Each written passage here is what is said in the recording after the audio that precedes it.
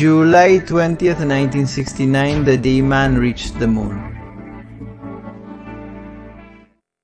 The President of the United States, Richard Nixon, had an alternate speech prepared in case the Apollo 11 mission failed. However, he didn't have to use it. That was a milestone for all of humanity. And the final blow from the United States? Of course, to the Soviet Union in the costly and spectacular space race. But what were the missions that preceded Apollo 11? What were the seconds before the moon landing like? Why was Neil Armstrong the man chosen to be the first to set foot on the moon? What was the mission of Apollo 11? What happened to the astronauts once they returned to Earth? Why is it that today, more than 50 years after this event, there are still people who think it was all a big hoax?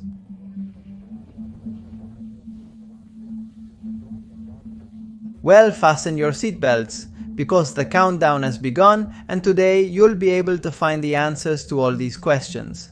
Let's get started.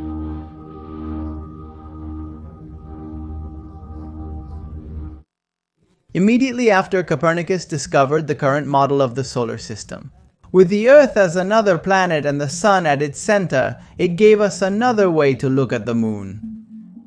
The first modern idea about the formation of the moon was called the fission theory, and it was proposed by George Darwin, the son of Charles Darwin. He reasoned that the moon must have separated from our planet when the Earth was still a molten ball spinning rapidly.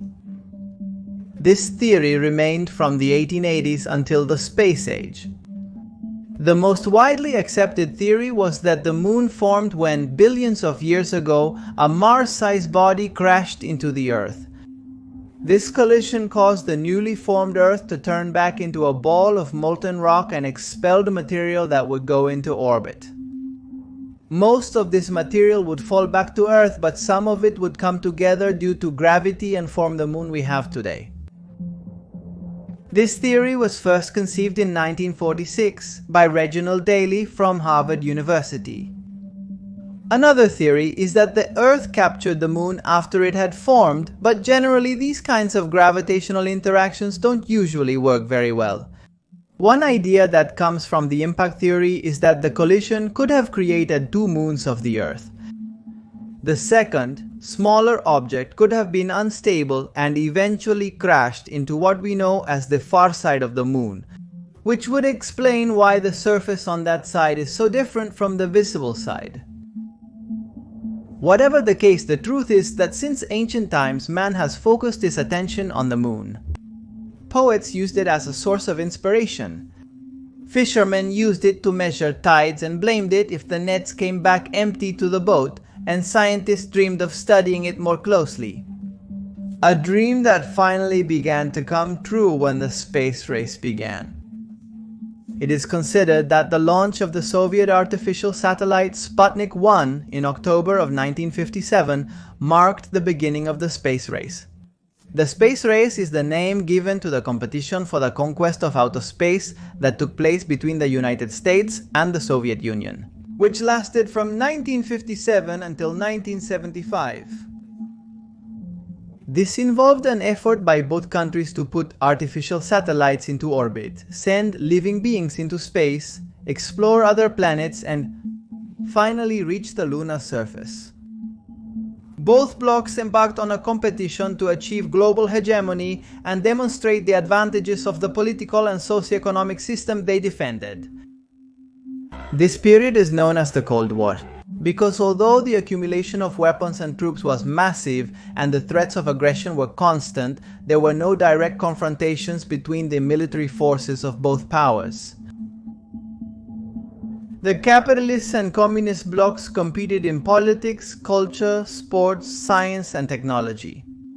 In that context, the race for space conquest that broke out between both powers had espionage activities as one of its purposes.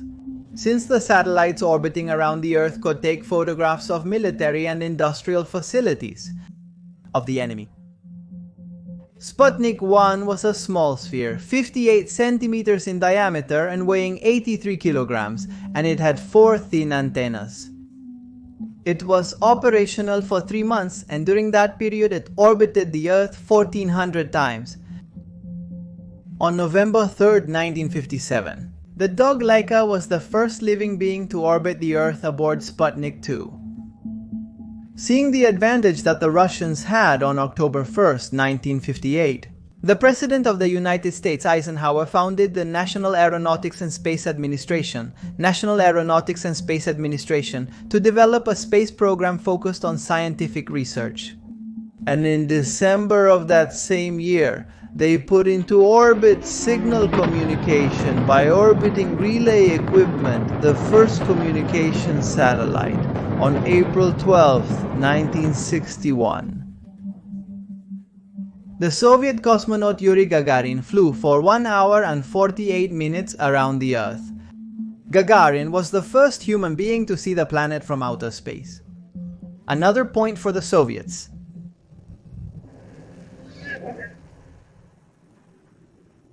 At 7 minutes past the hour Moscow time, I heard a whistle and an increasing roar.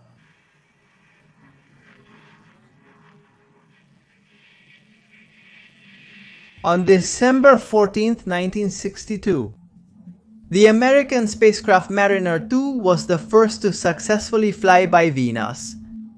It transmitted data about the surface temperature and air density of this planet. Is the game tied? June 16, 1963. The Soviets managed to send Valentina Tereshkova, the first female cosmonaut, into space, who completed 48 orbits around the Earth. During the 3 days she spent in space, the Russians seemed to always be one step ahead. However, this situation was reversed, and it was the Americans who ended up achieving the greatest victory. Thanks to a project that made the whole situation take an unexpected turn, a project called the Apollo program. The Apollo program lasted about 10 years, during which National Aeronautics and Space Administration spent, according to its own estimates, $23.9 billion. According to current calculations, that amount would represent today much more than 100 billion United States dollars. During the arms race, the manned moon landing was one of National Aeronautics and Space Administration's main tasks, whose total expenses amounted to about 4% of the United States' federal budget. In comparison, National Aeronautics and Space Administration currently spends only about 0.5% of the budget. On January 27, 1967, shortly before carrying out the first manned flight, tragedy struck National Aeronautics and Space Administration during a test of the command module systems of Apollo 1. There was a brutal fire inside it which claimed lives before even the slightest rescue attempt could be made. The lives of 3 astronauts.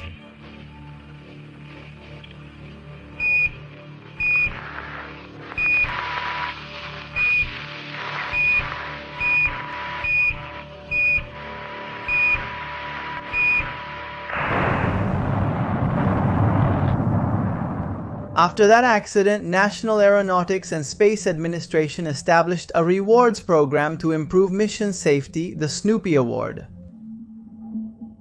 By October 1968, Apollo 7 was already ready to be launched and put astronauts into Earth orbit. Both the Saturn V launch rocket and the 2 modules had been tested during November 1967 in the Apollo 4 mission, which was uncrewed.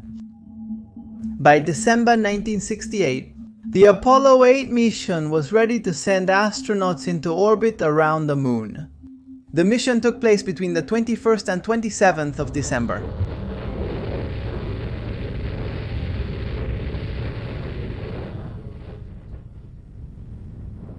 The 9th flight of the Apollo program, launched on March 3, 1969, was Apollo 9, which was responsible for testing the lunar module. It was the 3rd manned mission of the Apollo program, whose crew used the module that would later land astronauts on the surface of the Moon. Schwickart performed a spacewalk lasting 37 minutes, intended for testing the spacesuit that would be used for the descent to the Moon, and valued at $100,000 of that time for each suit. These autonomous suits were capable of withstanding temperatures ranging from -50 degrees Celsius to over 130 degrees Celsius. They also had to protect the astronauts from micrometeorite impacts, ensure communications, and provide life support. For 3 hours. The flight splashed down on March 13th after orbiting our planet 151 times and after 241 hours of flight. The 10th flight of the Apollo program, officially called AS-505, was a combination of the previous two, since for the first time the lunar module was placed in an orbit close to the Moon. And the necessary maneuvers that had already been carried out in orbit around the Earth were performed there. Approximately a month later, on July 16, 1969, the Apollo 11 mission was sent into space, which reached the surface of the Moon on July 20th, crewed by Neil Armstrong, Edwin Buzz Aldrin, and Michael Collins, and made history by finally putting 2 men on the lunar surface. The way Armstrong, Aldrin, and Collins were selected for the mission was the result of a complex system of alternating crews. And the reasons why? It was Armstrong, not Aldrin, who was the first to step out of the Eagle module's hatch and set foot on the lunar surface. It depends on who tells them. During the Apollo program, the selection of each mission's crew was the responsibility of Dick Slayton, one of the astronauts from the Mercury program, the predecessor to Apollo, who designed a rotation system in which each crew had a backup crew that would become the primary crew 3 missions later.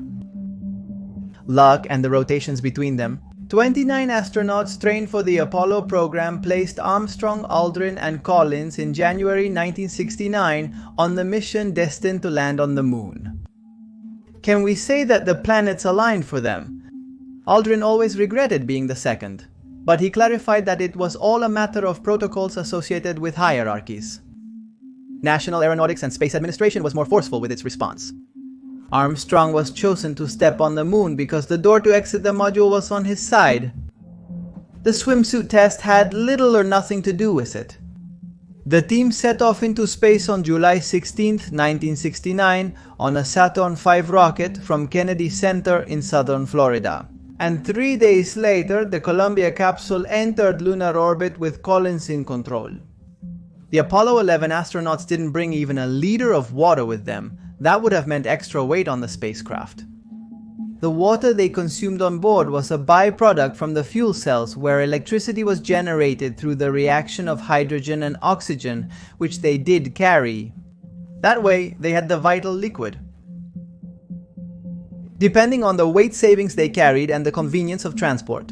The food was dehydrated and vacuum packed or cut into portions that could be eaten in a single spoonful.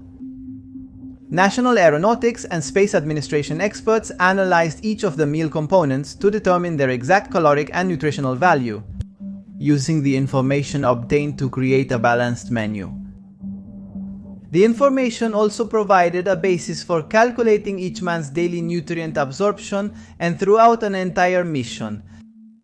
All the dishes were packaged in plastic bags that had a nozzle for attachment. The spout of a dispenser gun for cold or hot water depending on the astronaut's preference. At the end, each bag had the germicidal tablets attached to the outside, which had to be inserted when the meal was finished. The bag was rolled up and then placed inside a special waste compartment.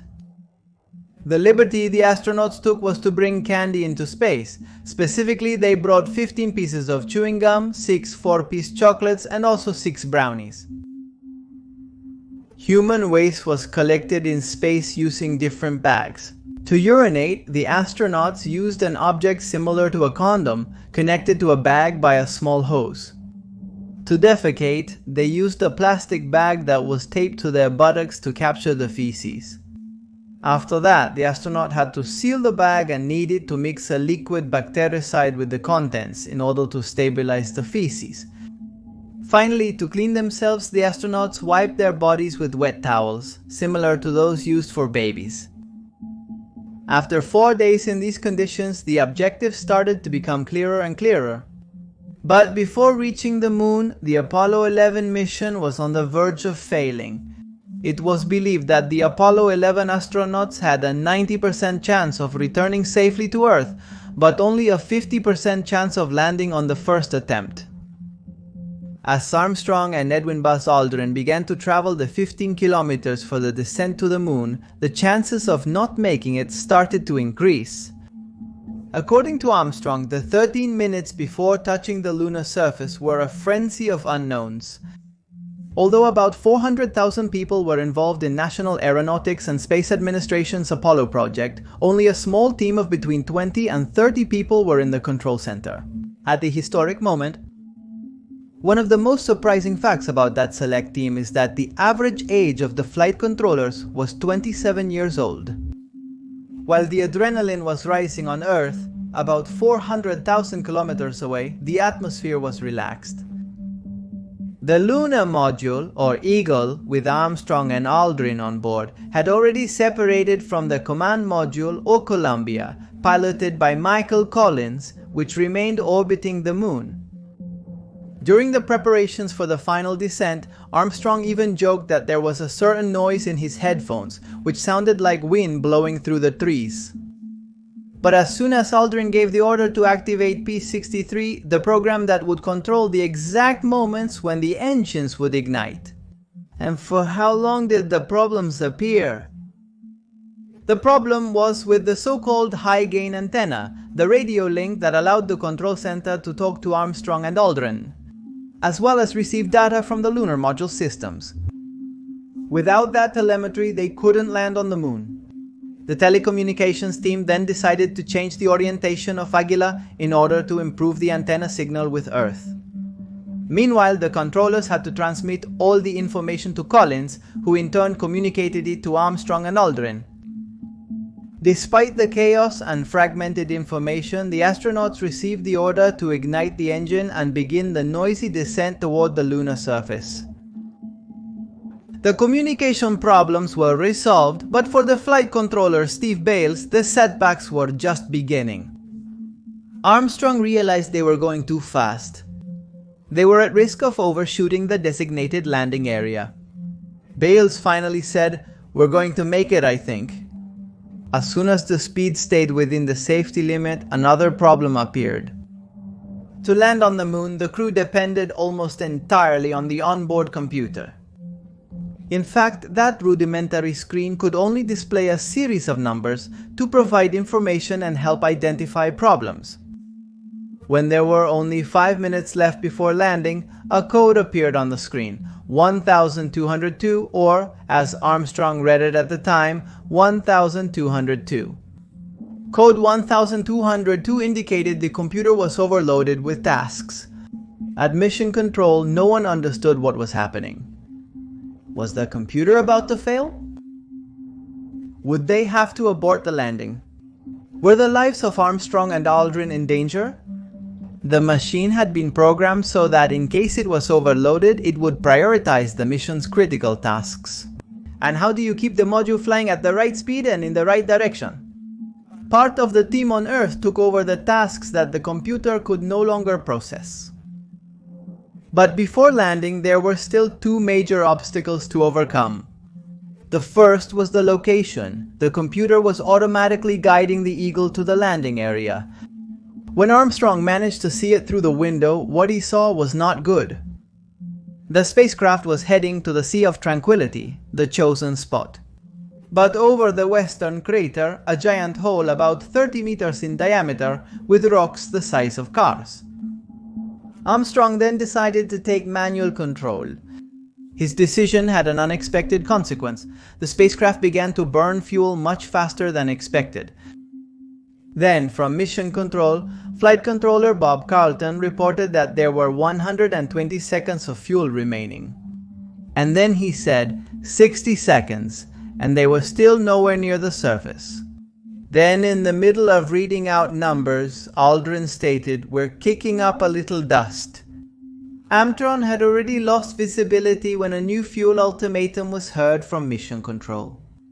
30 seconds passed, then another 12 seconds, and Aldrin said, "Contact light," referring to the blue panel light indicating they were 1 meter from the lunar surface and needed to shut off the engine.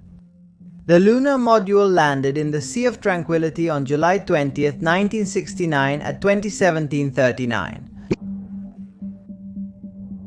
Armstrong then said, "Houston, Tranquility Base here, the Eagle has landed."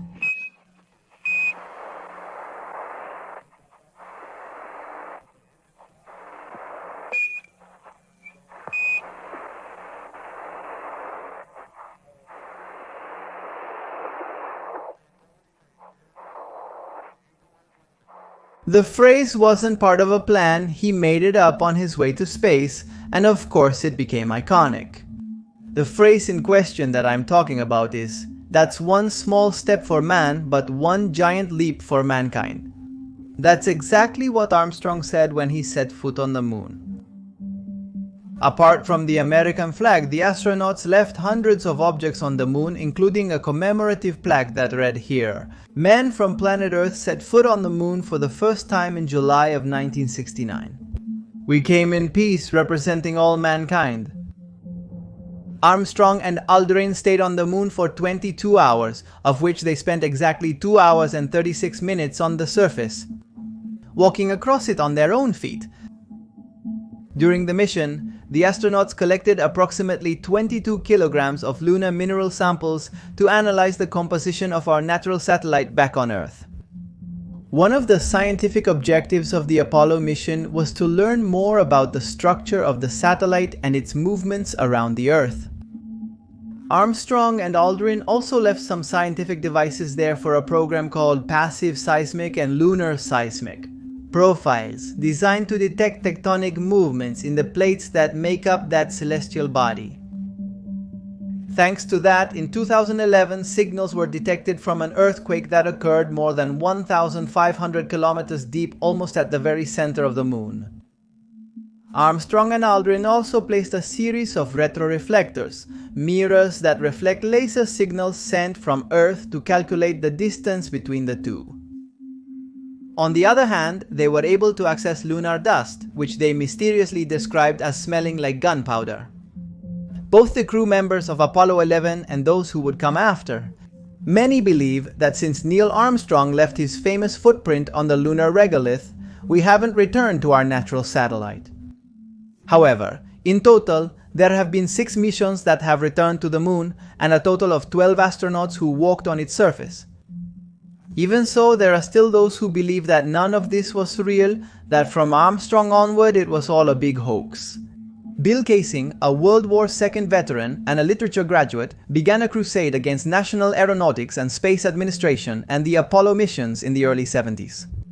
His books, which had received little attention until then, spoke about the falsehoods of the American government and its manipulations. Emphatic and tireless, he went through every possible media outlet spreading his certainties. Those who gave him a platform introduced him as a former employee of the company that manufactured the engines that powered the Apollo project rockets. They omitted that his work was in public relations unrelated to manufacturing, and that he had left the company. In 1963, Kaysing presented a confident and calm image in every interview, and in the 1990s he sued Jim Lovell, the Apollo 13 pilot who made the phrase, "Houston, we have a problem," famous, for defamation. Lovell had allegedly called him a crackpot in 2002. Another moon landing denier, the documentary filmmaker Bart Siebel, approached Buzz Aldrin outside a hotel to call him a liar.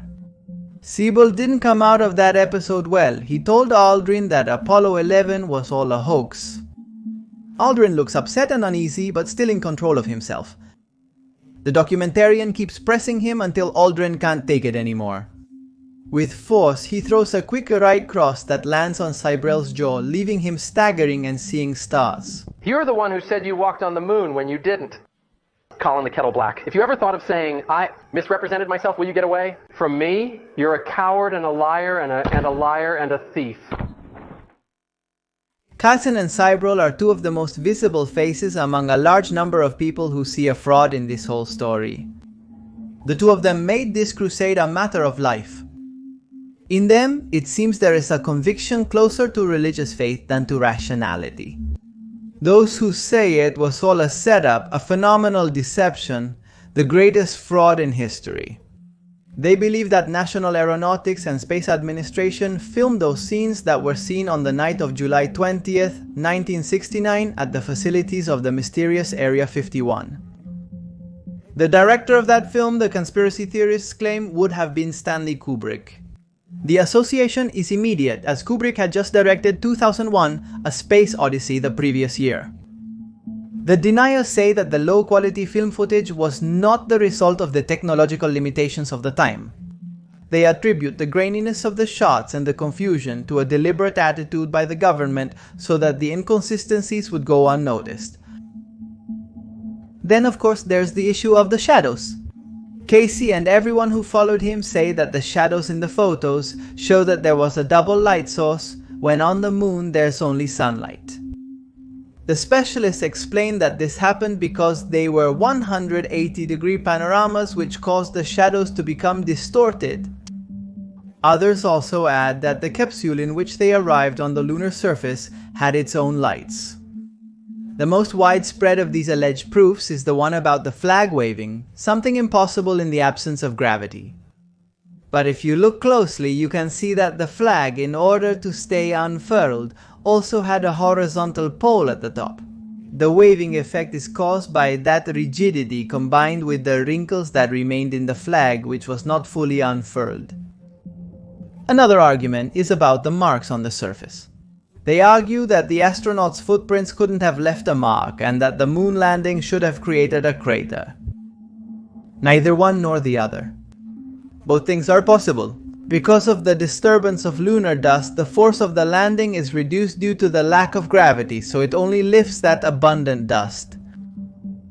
Beyond all the scientific explanations, it's important to clarify that both the Soviet Union and China, the powers most interested in seeing the Americans' mission fail. They accepted defeat. They couldn't deny it beyond their own interests. About 650 million people from all over the world watched the arrival of man on the moon on television. That man had the face of Neil Armstrong and embodied the dream of an era. Alongside him, his companions on the Apollo 11 mission, Buzz Aldrin and Michael Collins, did not achieve the same fame. All three were received at Cape Canaveral with full honors, decorated with the Presidential Medal of Freedom, and returned to their hometowns as heroes. Armstrong left National Aeronautics and Space Administration in 1971 and taught at the Department of Aerospace Engineering at the University of Cincinnati. He also participated in the commissions that investigated the Apollo 13 and Challenger shuttle accidents. He had a long career in the private sector and benefited from royalties, from his name, his image, and the famous quote from his first step on the moon. He died in 2012 at the age of 82. Aldrin also left National Aeronautics and Space Administration in 1971 to become commander of the Air Force Test Pilot School. After his father's death in 1974, he went through a period of depression, alcoholism, and a failed attempt at selling used cars. After regaining his health, his career in the private sector included promoting aerospace projects and roles in about 20 movies and television shows. According to his social media, Aldrin leads an intense life. Collins left National Aeronautics and Space Administration in 1970. He worked at the State Department and was director of the National Air and Space Museum. And after 5 years as vice president of the Ling Temco Aerospace Company, he opened his own aerospace consulting firm. He died in 2021 of cancer. The fortune of the only Apollo 11 crew member who didn't walk on the moon is estimated at about $100 million. Much higher than what his fellow travelers amassed. In Argentina, July 20th is celebrated as Friendship Day, an event closely linked to the moon landing, as it is known when a certain Enrique Ernesto Febraro heard that the landing of the module was a gesture of friendship from humanity to the universe. It occurred to him that this day could be Friendship Day. For this reason, he set out on a noble endeavor. From his office in Lomas de Zamora, Buenos Aires, he sent 1,000 letters to over 100 countries, receiving about 700 responses. He ended up patenting his idea at the Intellectual Property Registry in the year 1972. He later donated it to his Rotary Club. This was a decade after Neil Armstrong set foot on the moon. During the military government, the government of the province of Buenos Aires established, through Decree 235/79, the official recognition of Friendship Day. The space race weakened in the early 1970s, since in 1972 the United States and the Soviet Union started a joint project, the Apollo-Soyuz, which in 1975 achieved the docking in space of an American and a Soviet spacecraft. The space race left some consequences, and its legacy can still be seen today. Thanks to the space race, artificial satellites were put into orbit, which made it possible to improve communications, carry out scientific tests, and make weather predictions. It also boosted, for example, the use of solar energy, the development of thermal fabrics and sun filters, the production of dehydrated foods, and the manufacturing of robots.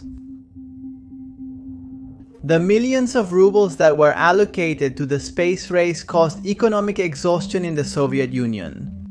In that sense, the space race helped define the outcome of the Cold War in favor of the United States. They announced their intention to return to the moon in the coming years with the Artemis mission, which will put the first woman on the surface of our natural satellite.